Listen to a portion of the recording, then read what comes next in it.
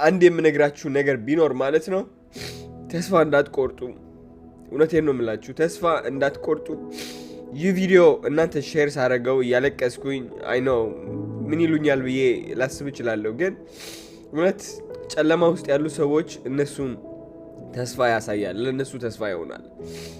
እኔ ልንገራችሁ ማለት ነው ወደዚህ ካናዳ ስመጣ ማንም ሰው እውነቴን ነው የምላችሁ ማንም ሰው ተማምኜ አይደለም የመጣሁት።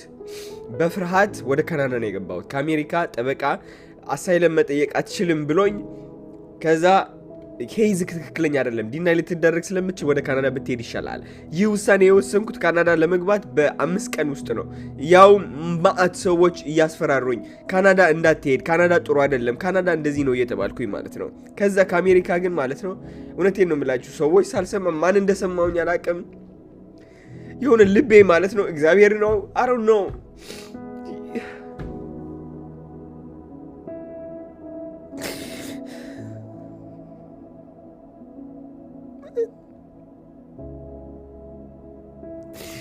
ልቤ የሆነ ነገር ገፋፋኝ ወደ ካናዳ እንድገባ ማለት ነው።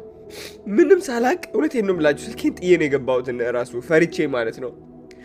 ማንንም ሰው ሳላቅ ጠበቃ ብቻ ያበሻ ጠበቃ አግኝቼ እሱ ተስፋ አድርጌ ነው የገባሁት። ከዛ ማለት ነው ወደ ካናዳ ስገባ እንዳለ ሸልተር ውስጥ ነው የኖርኩት። ብዙ ኢትዮጵያውያን የሚኖሩበት ቦታ ነው። እንግዲህ ወደ ካናዳ ሲመጡ ወደ ኪውቤክ ገባሁኝ። ኪውቤክ ስገባ ያላሰብኩት ህይወት ነው። ከ6-7 ሰዎች አብረክ ነው የምታድረው እንደ ዩኒቨርሲቲ ዶርም ውስጥ። እኔ እንግዲህ ይህ ህይወት አላቀውም። ስልኬ የለኝም። ብሬን ደግሞ መልስ እንዳይሉኝ ይሄ ብር ከየት ያመጣኸው እንዳይሉኝ ማለት ነው እንዳለ ከአሜሪካ ወደ ኪውቤክ ሊያሻግሩኝ ወደ ኪውቤክ የወሰዱኝ ወደ የካናዳ ቦርደር እነሱን እንዳለ ብሬ ሰጥቻቸዋለሁ። ቲፕ ሰጠዋቸው 300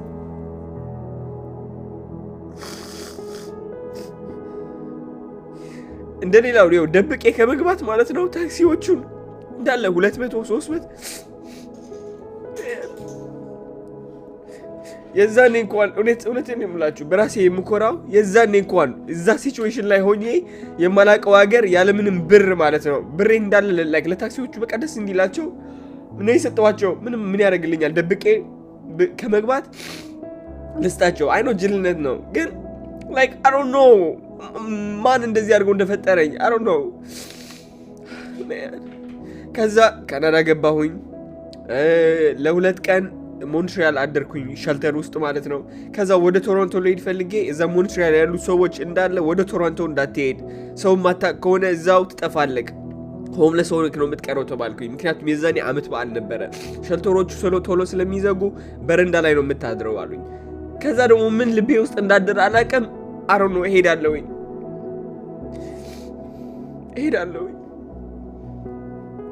ከዛ ባስ ውስጥ አስታውሳለሁ የፈራሁት ፍርሃት የዛኔ ማታ ጨልሞ ማለት ነው አስታውሳለሁኝ። ሸልተሮቹ ሊዘጉ 1 ሰዓት ሲቀራቸው ወደ ቶሮንቶ ነው የገባሁት። እንዴት ሮጬ ከባሱ እንደወረድኩኝ፣ እንዴት በችኮላና በፍርሃት ስልክ እንደደወልኩኝ ወደ ሸልተሮች። ከዛ ሸልተር ደወልኩኝ። አንድ ሸልተር አነሱልኝ ስልካቸው። ከዛ ስልካቸው ሲያነሱልኝ መሄድበት ቦታ የለኝም፣ ሪፊውጂ ነኝ፣ ካናዳ መጣሁኝ፣ መሄድበት ቦታ የለኝም እና ፕሊዝ ሄልፕ ሚ ያልኳቸው። ከዛ እነሱም ጥሩ ሰዎች ታክሲ ላኩልኝ። ከዛ ታክሲ ላኩልኝ ቦታ ወደ ሄድኩበት ሸልተር ግን እንዳለ የሆምለስ እና ላይክ እብድ የሆኑ የሚያጨሱ አዲክትድ የሆኑ ሰዎች እዛ የሚያድሩበት ቦታ ነው የሚደባደቡ። እዛ ቦታ ሄድኩኝና ላይክ ሌላ ቦታ የላችሁም እዚህ ማደር አልችልም፣ ከእነዚህ ሰዎች ማደር አልችልም ሌላ ቦታ። ከዛ ችግር የለውም የሬፊውጂ ሳይሆን የወጣት ሆምለስ ሸልተሮች እንልካለን አሉኝ። ወደዛ ሸልተር ሄድኩኝ። ከዛ ዛ ሸልተር ለ2 ሳምንት ቆየው። ላይክ እዛ ሸልተር ይሆናል አይደል በቃ እንዳለ ሙዴ ተበላሽቶ ነበረ። ስለ ህይወት ማን እንደሆንኩኝ ረሳሁት። አዶናይ ማን ነው? የት ነው ያደግኩት? ጸባዬ ምንድነው? በቃ ግራ ገባብኝ። ህይወቴ እንዳለ ቄሪር አለብኝ። ከቤተሰብ ጋር አብሬ ያደግኩ ልጅ እንዳለ የማላቃቸው ሰዎች ተከብቤ ማደርና መዋል ጀመርኩኝ። እነሱ ሰዎች ሆምለስ ነበሩ። እኔም በቃ በተቻለኝ አቅም በቃ ሰርቫይቭ ለማድረግ ማለት ነው በተቻለኝ አቅም እዛው ቆየሁኝ። ከዛ በኋላ ከሳምንት በኋላ እዛው መቆየት ከሁለት ሳምንት በኋላ እዛው መቆየት ስላልቻልኩኝ ወጣሁኝ። ምክንያቱም እዛ የነበሩ ሰዎች ትክክል አልነበሩም አይምሯቸው። ከዛ በኋላ ወደ ሬፊውጂ ሸልተር አፕላይ ያደረኩኝና እዛ ሬፊውጂ ሸልተር ደግሞ የመቀበል እድልክ በጣም ዝቅተኛ ነው ተባልኩኝ። ግን እዛው ሲሄድ እንዳጋጣሚ ሆኖ ከ5 ቀን በኋላ ደወለችልኝና አዶናይ አሁን መምጣት የምትችል ከሆነ በ1 ሰዓት ነው በ2 ሰዓት ውስጥ አንድ ሩም አለን እሱን እንሰጣለን፣ ካልሆነ ግን ማአት የሚጠብቁ ሰዎች አሉ። እድሜ 18 ስለነበር ትንሽ ቅድሚያ ተሰጠኝ። ወይኔ ወደ ሸልተሩን ለመሄድ ማለት ነው ብር አልነበረኝም። በባስ እንዳልሄድ ደግሞ ማለት ነው በጣም ሌት ሆናለሁኝ፣ እዘገያለሁ። ስለዚህ ጨነቀኝ። የዛኔ ማለት ነው የማውቀው ጠበቃዬ ነበር። እሱን ደወልኩለትና ሄይ ላይክ እባክህ የኡበር ክፈልልኝ አልኩት። የኡበር ክፈልልኝ እባክህ አልኩት። እሱም ጥሩ ሰው ነው፣ ሲሳይ ይባላል። ባይ ወይ ቶሮንቶ ከሆናችሁ ጠበቃ ነው እሱ። ለኡበር ከፈለልኝ። ከዛ ወደ ሸልተሩ እየተሯሯጥኩኝ ሄድኩኝ። ከዛ ወደ ሸልተሩ ስገባ እድል አገኘሁኝ። ተመልሼ እንደገና ሻንጣዎችን ሁሉ ነገሬን ይዤ ጠቅልለህና ነው የተባልኩት። እንዳለ ከነ ቦርሳዬን ጠቅልዬ ነው የወጣሁት በቃ በአጠቃላይ። ከዛ ወደዛ አዲስ ሸልተር ገባሁ። ወደዛ አዲስ ሸልተር ስገባ ደግሞ ከ3 ሰዎች ጋር ነበርኩኝ ማድረው እዛው ማለት ነው። ለአንድ ዓመት ከምናምን ከ3 ሰዎች ጋር ቆየሁኝ እዛ። ከዛ እንደገና ወይኔ ያላረኩት ነገር የለም። ኡበር ለመስራት 3 ጊዜ ባይክ ገዝቼ 3 ጊዜ ባይክ የተሰረቀ 3 ጊዜ ባይክ የተሰረቀ። ከዛ በኋላ የመጨረሻ ጊዜ ባይክ ከተሰረቀ በኋላ ማለት ነው ከመሰረቁ በፊት ሸልተሮቹን ጠየቅኳቸው። ውጣ እያሉኝ ነበር ከዛ ሸልተር። ብር አልነበረኝም። 600 የመጨረሻ የነበረችኝ ሳይክል ነው የገዛሁት ኡበር ለመስራት ብዬ ማለት ነው። ከዛ ሸልተሮቹ ምን አልኳቸው? ሄይ ላይክ ብር የለኝም አሁን ውጣ እያላችሁኝ ነው። ብር የለኝም፣ የቤት ኪራይ ማግኘት አልቻልኩም እና ፕሊዝ ትንሽ ትዕግስት አድርጉልኝ። በጣም ቆይተሃል፣ መውጣት አለብህ፣ በጣም ብዙ ሰዎች እየጠበቁ ነው አሉ። ከዛ በኋላ ፕሊዝ በቃ እየለመንኳቸው ነው፣ እባካችሁ ቤት ስጡኝ። ላይ የሆነ የወጣት ቤቶች ነበሯቸው የ18 እስከ 20 ምናምን የሆኑ ማለት ነው፣ ወይም ቤተሰብ ያላቸው እና እዛ ለምን አትሰጡኝም አልኳቸው። እዛ ሙሉ ነው አሉኝ። ከዛ በኋላ ሲያስገድዱኝ ውጣ እያሉ የመጨረሻ ተስፋ የምን ነበረች? ኡበር ነበረች፣ ባይኳ ማለት ነው። በቃ ለፍቼ እሷን ሆስቴል እንደውም ከፍዬም ላደርግ እችላለሁ አልኩኝ። ከዛ ባይኳን መስራት ጀመርኩኝ። በመጀመሪያው ምሽት ተሰርቃ አደረች ማለት ነው።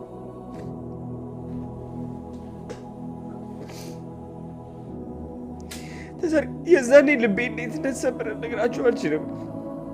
የዛኔ እንዴት የማደርገው እንደጠፋኝ እንዴት።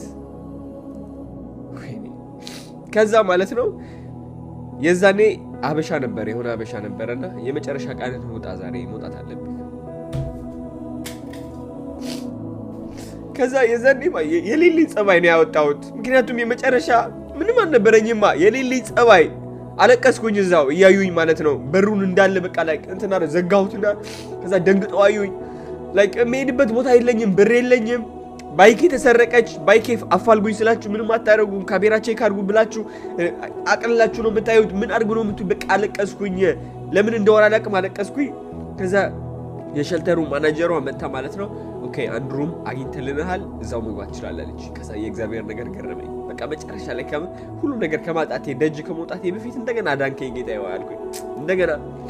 ከዛ ወደዛው ሸልተር ገባሁኝ። እዛ ብቻህን የምትኖርበት ሸልተር ለ2 ዓመት እየተጨናነኩኝ በውፍረት ተቸግሬ ራሴን እየጠላሁኝ ጨለማ ውስጥ ገብቼ እያለቀስኩኝ ቪዲዮዎች ለቀቅ ያለው እያለቀስኩኝ አይታችሁታል እናንተ።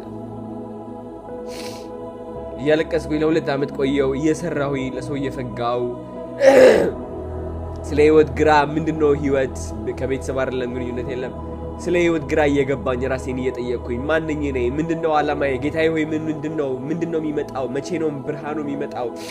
መቼ ነው የሚያልቀው ሁሉ እያልኩኝ ዝም መልስ የለ። 2 ዓመት 3 ዓመት 4 ዓመት ትለፋለህ። ከዛ መጨረሻ ላይ ግን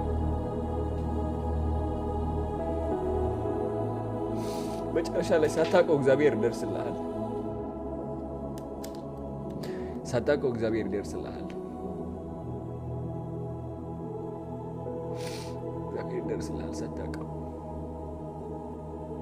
ታሸንፋለህ ሳታውቀው። በዛ ሁሉ ልፋት ትቆይና ማለት ነው ያ ሁሉ ነገር እንትን ያደርግና ግን ልብ ካንጽተህ ሰዎችን እያከበርክ ሰዎችን ፍቅር እየሰጠህ ለሰዎች እየዋህየው በዛ ሁሉ ችግር እያለፍኩ ነው። በዛ ሁሉ መከራ እያለፍ ግን አንተ ባህሪክ ምንድነው? ሰላም፣ መሳቅ በቃ ላይክ እንጂ እውነቴን ነው የምላችሁ። ድሮ እኔ ላይክ እንትን አድርጌ ነበረ ላይክ በጎዱኝ ሰዎች ወይም ደግሞ በተጫወቱብኝ በይወህና በተጫወቱብኝ እንደ ህፃን ልጅ ባዩኝ ሰዎች እንደዛው አክት ባረግ ኖሮ እውነቴን ነው የምላችሁ የማይሆን እስር ቤት ገብቼ ነበረ ሰው እየደበደብኩኝ። ከዛ ግን ይህ ሁሉ ትዕግስት አድርገህ ስትጠብቅ ለካስ እግዚአብሔር ይቆጥርልሃል። ከዛ አንድ ቀን ትመጣለች፣ ትባረካለህ። የምትሰራው ስራ ህልምክ ይሆናል፣ ደስታክ ያመጣልሃል። ገቢ ሁሉ ያስደነግጣል። የምታግዛቸው ሰዎች ህይወታቸው ሲቀይሩ ስታይ ባንተ ድጋፍ ደስታ ያመጣልሃል። ከዚህ በላይ ምን አለ ጌታዬ ሆይ? ሁሉም በየቦታው ሲይዝ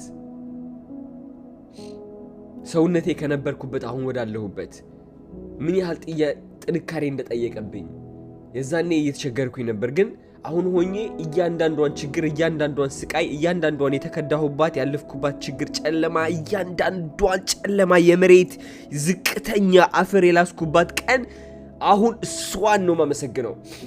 እነዛ ኖርማል ቀናቶች ከስራ ሰርቼ የተመለስኩባቸው ቀናቶችማ አላስታውሳቸውም። እቺ የተሰቃየሁባት ቀን ያለቀስኩባት ቀን ግን ለአሁን ፍቅር ሆናኛለች፣ ለአሁን ምስጋና ሆናኛለች፣ ለአሁን እግዚአብሔር እንዳስታውሰው ህይወቴ ላይ እንደሰራልኝ እንዳልረሳኝ ሁሌ